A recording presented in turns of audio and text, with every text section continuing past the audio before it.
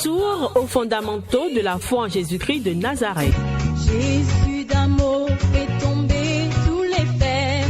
La force est dans le sang de Christ. Je suis fort. Retour aux fondamentaux de la foi en Jésus-Christ de Nazareth, une émission d'enseignement présentée par le pasteur Chrétien Joseph. Oui, plus que vainqueur par le sang. Retour aux fondamentaux de la foi en Jésus-Christ de Nazareth, c'est tous les mercredis de 10h45 à 11h15 sur Radio Évangélique Maranatha. Veux-tu du ciel t'approcher chaque Bonne écoute à vous. jour? La force est en Christ. La force est en Christ. Bonjour chères auditrices et auditeurs de Radio Maranatha, Jésus revient. Je suis Joseph Chrétien et je suis là encore pour qu'ensemble, par la grâce du Saint-Esprit, nous puissions recevoir l'illumination, la révélation, les richesses qui sont cachées dans la mort de notre Seigneur Jésus-Christ. Et le chrétien qui a le cœur rempli constamment de ces bénédictions est affermi dans l'évangile et reçoit de ce fait une illumination, car nous l'avons déjà montré. Plus la parole de Dieu qui est comprise, la révélation qui est comprise, c'est ça qui produit les fruits nécessaires. Et comme nous l'avons dit aussi, le chrétien qui est sauvé, celui qui est sauvé, ce dont il a besoin après son salut, c'est de grandir dans la connaissance. Car la Bible dit, la foi vient de ce qu'on entend de la parole du Christ, la parole de la vérité. Et c'est ce que la Bible a montré et nous avons lu partout dans la Bible. Par exemple, si nous lisons dans Éphésiens 1, voici ce que Éphésiens 1 nous dit ici. Éphésiens chapitre 1, verset 13, voici ce qu'il dit. En lui, vous aussi, c'est-à-dire en Jésus-Christ, vous aussi, après avoir entendu la parole de vérité, l'évangile de votre salut, en lui vous avez cru et vous avez été scellés du Saint-Esprit qui avait été promis, lequel est un gage de votre héritage pour la rédemption de ceux que Dieu s'est acquis à la louange de sa gloire. Alléluia. Donc, on vous dit bien ce passage, c'est très clair, c'est l'un des passages très puissants dans la Bible. La Bible dit que, après avoir entendu la parole de la vérité, c'est-à-dire l'évangile, c'est ce que nous avons dit depuis le commencement. La parole de la vérité, c'est l'évangile de Jésus-Christ qui est la parole de la vérité. Et il dit, en lui vous avez cru, c'est-à-dire quoi? Croire en cette parole de la vérité, c'est-à-dire de l'évangile de notre Seigneur Jésus-Christ, c'est-à-dire Christ est mort pour nos péchés selon les Écritures, enseveli le 3e jour. Christ est ressuscité. Christ est ressuscité.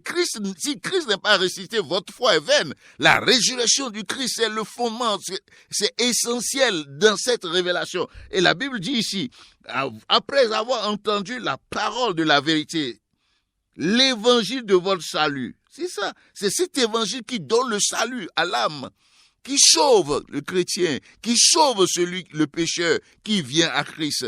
Et c'est cet évangile que nous sommes en train d'annoncer et de décortiquer. Que toi qui m'écoutes maintenant, n'endurcis pas ton cœur. Le Seigneur Jésus-Christ t'invite. Quand tu crois en cet évangile de la vérité, l'évangile de notre salut, vous allez être scellés du Saint-Esprit et qui avait été promis, lequel est un gage. Ça veut dire que tous ceux qui ont l'Esprit de Dieu, les manifestations de l'Esprit dans la vie de qui que tu vois, est en train de dire que certainement, assurément, celui-là est sauvé et que quand Jésus-Christ soit venu, Jésus va l'enlever.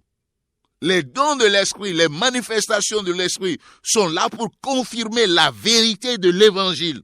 Et comme nous l'avons dit, c'est cet évangile qu'il faut écouter. Et c'est ça que nous devons annoncer tout le temps, à temps et à comptant. Que les serviteurs de Dieu, quelle que soit l'œuvre, le ministère qu'ils ont reçu, cela doit être le centre. Cherchons le salut des âmes. Et après, les autres choses seront données. Cherchez premièrement le royaume de Dieu et sa justice. Et les autres choses vont suivre. Celui qui est sauvé, qui a reçu la révélation de Dieu, comme l'avons vu dans la Bible. Ceux-là, ils sont sauvés, ils deviennent nouvelle création. Les choses anciennes sont passées. Cette nouvelle création n'a jamais existé. En fait, c'est la meilleure des créations de notre Seigneur. Nous recevons la nature divine.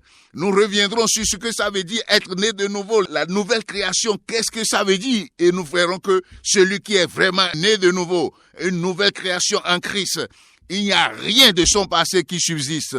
Gloire à Dieu, alléluia. après avoir entendu la parole de vérité, l'évangile de votre salut, en lui vous avez cru et vous avez été scellés du Saint-Esprit qui a été promis. Comme on l'a vu dans le cas de Corneille, dans la maison de quand Corneille a invité l'apôtre Pierre, dans Actes chapitre 10, lequel est un gage de notre héritage. Ça, c'est un thème juridique très fort. Et pour la rédemption de ceux que Dieu s'est acquis à la louange de sa gloire. Alléluia. Donc aujourd'hui, nous allons continuer à décortiquer le premier pilier, la mort de notre Seigneur Jésus-Christ. Et nous avons déjà dit qu'on ne peut pas séparer la mort, l'ensevelissement et la résurrection. Et que la résurrection constitue l'élément paramount qui tient la mort et l'ensevelissement à son niveau donc du salut. Alléluia. Donc nous allons dire aujourd'hui, nous allons voir le pardon des péchés et la purification que procure la propitiation. Parce qu'il y a toujours le sang qui est là. C'est le sang, la mort du Christ qui a permis de libérer le sang. Et le sang, ce n'est pas la mort. Ça, je voudrais profiter de cette occasion pour lever cette confusion aujourd'hui dans la chrétienté. Le sang ne symbolise pas la mort. Le sang, c'est la vie, comme l'avons lu dans Lévitique 17. La vie de l'âme est dans le sang. Le sang symbolise la vie. Et donc, la vie du Christ qui a été immolée, son âme qui a été immolée, qui a été versée à la croix de Golgotha, a libéré le pardon. C'est ce que ça veut dire. Le pardon de nos péchés. Et comme l'avons dit, dans la loi de Dieu, Dieu est le seul, le grand législateur, l'unique législateur de l'univers visible et invisible. Ésaïe 33, 22 nous le dit, et beaucoup d'autres. Jacques aussi reviendra sur lui. Il n'y a que lui qui détient la loi, puisqu'il est le créateur, le fondateur de ce monde. Et il a mis dans ce monde des principes. Et l'un des principes dit, le salaire du péché, c'est la mort.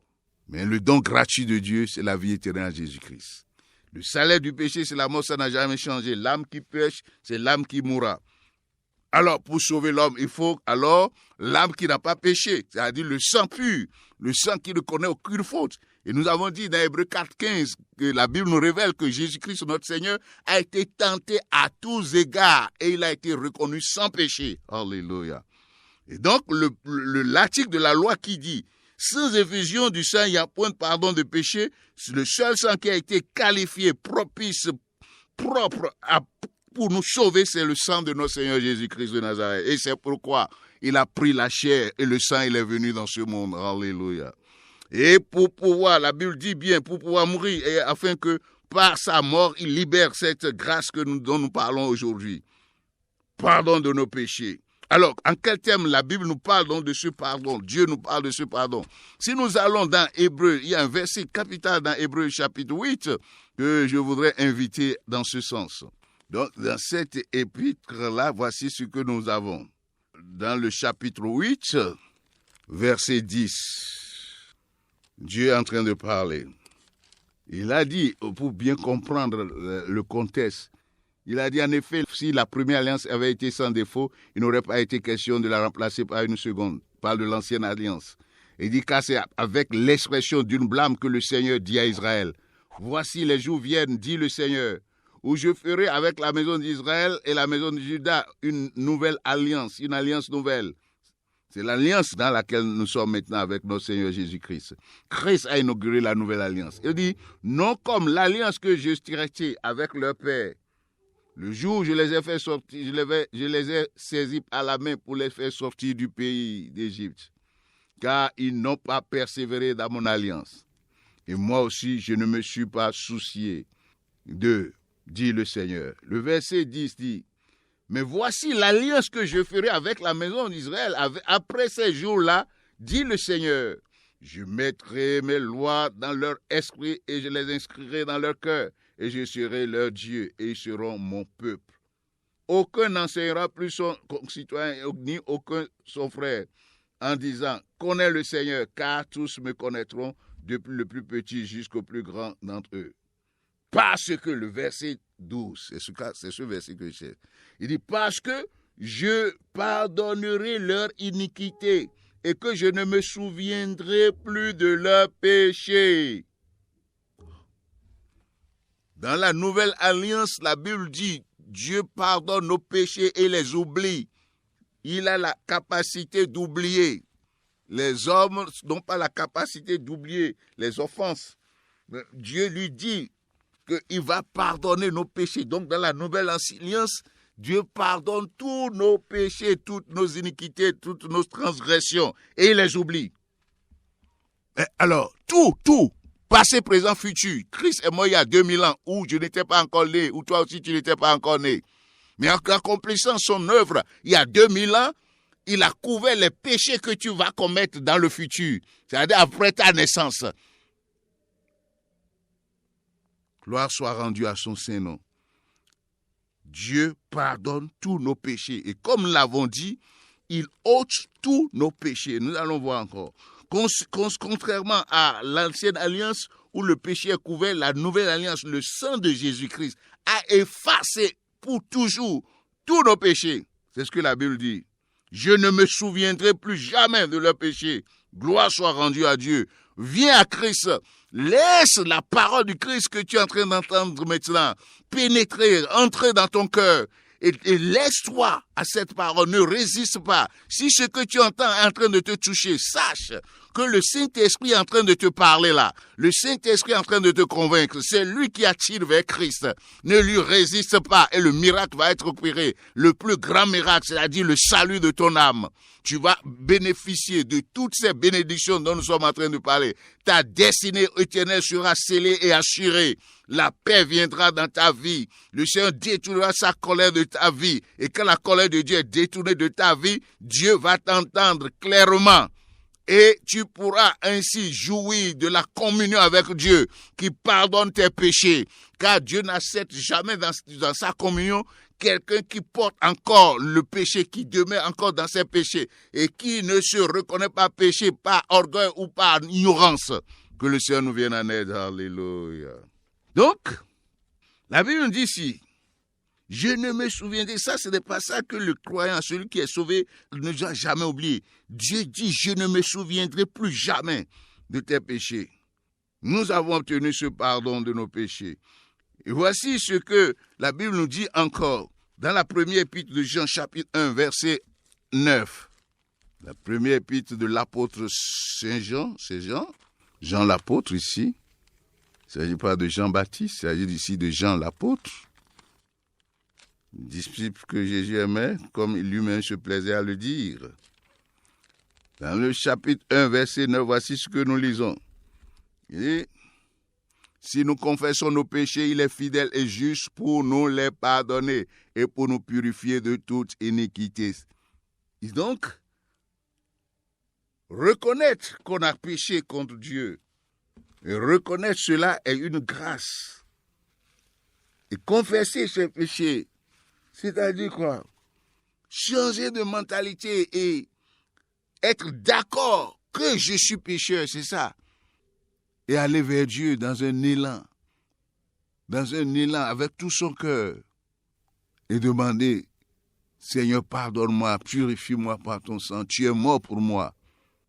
C'est ça ce qui est essentiel de faire à cette étape, afin que le Seigneur te pardonne par son sang, qu'il te lave et que tu purifies. Alléluia.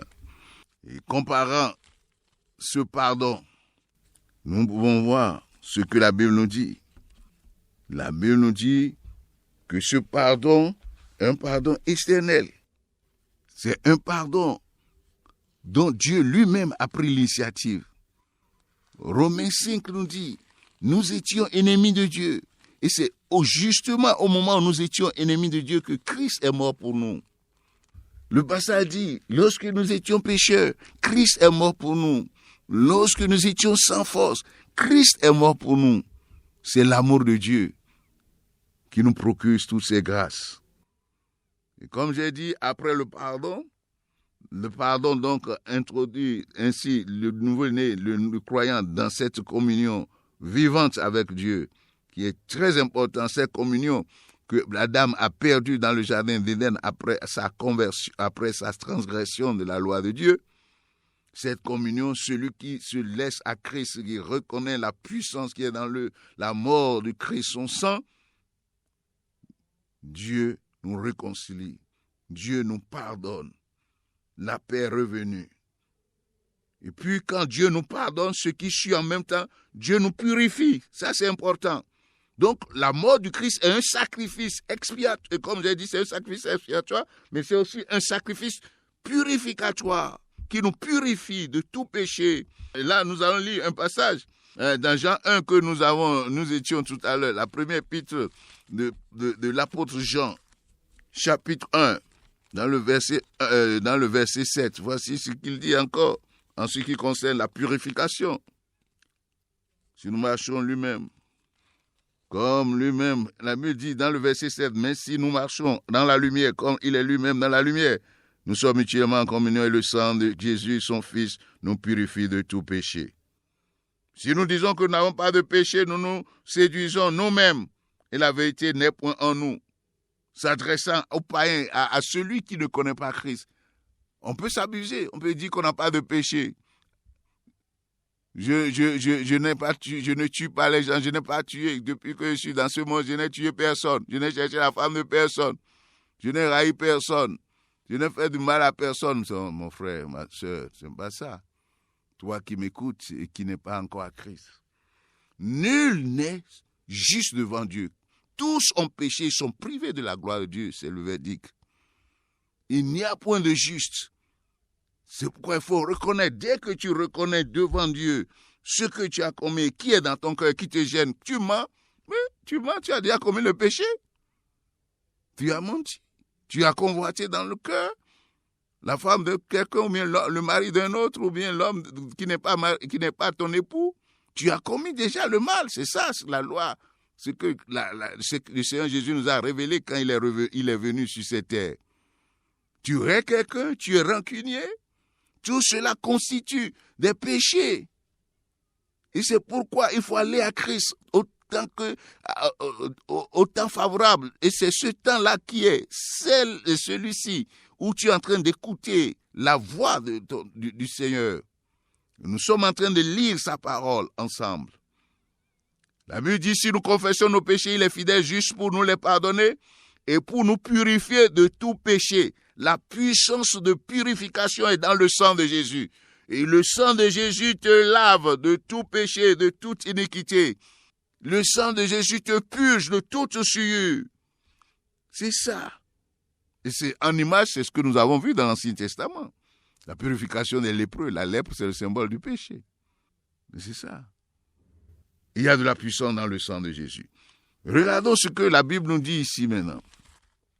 Dans l'épître aux Hébreux toujours, l'épître Hébreux chapitre 9, nous allons lire des passages très intéressants et très puissants dans cette épître.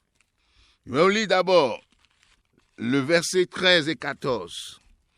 Le verset 13-14 dit ceci, pour montrer la puissance qui est dans la mort et dans le sang de notre Seigneur Jésus-Christ. La Bible dit ceci. Car si le sang des taureaux et des boucs, la cendre d'une vache, répandue sur ceux qui sont souillés, sanctifiés procure la pureté de la chair. Là, il parle de l'Ancien Testament. Combien plus le sang de Jésus-Christ, le sang du Christ, qui par un esprit éternel s'est offert lui-même sans tache à Dieu, purifiera-t-il votre conscience des œuvres mortes et de tout ce qui est péché, afin que vous serviez le Dieu vivant. Le sang de Jésus purifie nos consciences. C'est pourquoi le chrétien, celui qui est sauvé, il n'a pas la conscience du péché. Non, non, non. Le chrétien qui est sauvé, qui a reçu cette grâce, ce chrétien entretient dans son cœur, dans sa conscience, l'œuvre expiatoire, propitiatoire de rédemption de notre Seigneur Jésus-Christ. C'est ça qui occupe son cœur. Parce que c'est ce sang résultant de cette œuvre qui purifie sa conscience. Une fois pour toutes, c'est ça, nous allons voir ça tout à l'heure. La Bible dit, le sang de Jésus-Christ, le sang sans péché, le sang propre de notre Seigneur Jésus, le sang de l'homme, du Fils de l'homme, créateur, le sang de notre Seigneur Jésus, l'agneau de Dieu qui ôte les péchés du monde. Hébreux 12 va dire, c'est le sang qui parle mieux que le sang d'Abel. Il y a de la puissance dans le sang de Jésus-Christ. Ce sang purifie celui qui se confie en ce sang, en son œuvre, que à cette mort-là, le sang de Jésus purifie son âme, purifie son cœur, de toute souillure, pour toujours, c'est ce que la Bible dit, car c'est pas un esprit éternel qui s'est offert lui-même sans fraude, sans tache à Dieu. La Bible dit combien plus. Alléluia. Alléluia. Mais je vais lire encore un autre passage dans ce chapitre, verset 26, qui dit ceci. Le verset 26 de Hébreux 9 nous dit ceci. Autrement, parlant donc de la souveraine sacrificature, il dit ici, autrement, il aurait fallu qu'il eût souffert plusieurs fois depuis la création du monde, tandis que maintenant, à la fin des siècles, il a paru une seule fois, c'est-à-dire Jésus-Christ a paru une seule fois pour abolir le péché par son sacrifice. Alléluia. Sa mort est un sacrifice qui purifie. Et le passage dit, Jésus est apparu à la fin des siècles et il a aboli le péché. Le péché n'a plus de pouvoir sur le chrétien. Parce que nous sommes dans la nouvelle alliance, l'alliance de la grâce. Alléluia. Il dit, de même, et comme il est réservé aux hommes de mourir une seule fois, après quoi vient le jugement, de même Christ qui s'est offert une seule fois pour porter les péchés de plusieurs, apparaîtra sans péché une seconde fois à ceux qui l'attendent pour le salut. Alléluia. Alléluia. Alléluia. Le sang de Jésus-Christ, il y a la puissance pour purifier nos âmes dans le sang de Jésus. De purifier tout péché, c'est ça qui nous donne la hardiesse, qui nous donne l'assurance. Quand nous venons pour prier devant Dieu, c'est ça, c'est les vertus, les bénédictions, la puissance qui est dans le sang de Jésus-Christ, qui nous donne cette assurance quand nous venons pour prier. Et Hébreux 10 dit, si nous avons au moyen du sang de Jésus libre accès dans le sanctuaire, c'est ce qu'il dit. Par le sang de Jésus-Christ, nous avons libre accès dans le sanctuaire de Dieu, dans le lieu très saint. Nous pouvons comparaître à tout moment en vertu du sang de Jésus devant la face du Dieu saint. Parce que nous ne sommes plus souillés. Le sang de Jésus lave. Et quand nous venons comme ça, dans la puissance rédemptrice du sang de Jésus, dans la face de Dieu, nous le parlons avec hardiesse, non pas comme le font les prêtres de l'Ancien Testament, qui viennent, quand ils veulent aller dans le lieu très saint, ils hésitent parce qu'ils ont peur. Et s'ils vont là-bas avec des défauts, l'ange de l'Éternel les frappe, aussitôt ils meurent. Mais nous, dans la nouvelle alliance, nous avons libre accès. C'est ce que Hébreux 10 va nous dire. Hébreux 10, dans le verset 19.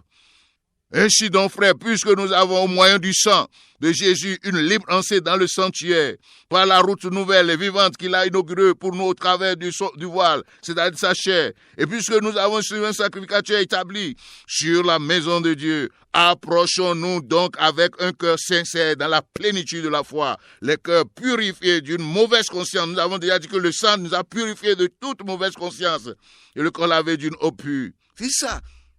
C'est le sang qui nous donne cette entrée avec hardiesse, avec calme, assurance, plénitude de la foi pour obtenir la réponse à tout ce que nous allons demander à Dieu. Il y a de la puissance dans la mort de notre Seigneur Jésus-Christ. Et c'est dans cette position aussi que nous avons la hardiesse, la témérité pour affronter le diable, pour chasser les démons, pour briser tout ce qui va s'opposer à nous, pour renverser les forteresses du diable, pour dépouiller, démolir toutes les résistances à l'œuvre du Christ dans nos vies. C'est par la puissance qui est dans le sang de Jésus que nous démolissons tout autel qui se dresse contre nos vies. Alléluia. Nous triomphons par le sang de Jésus.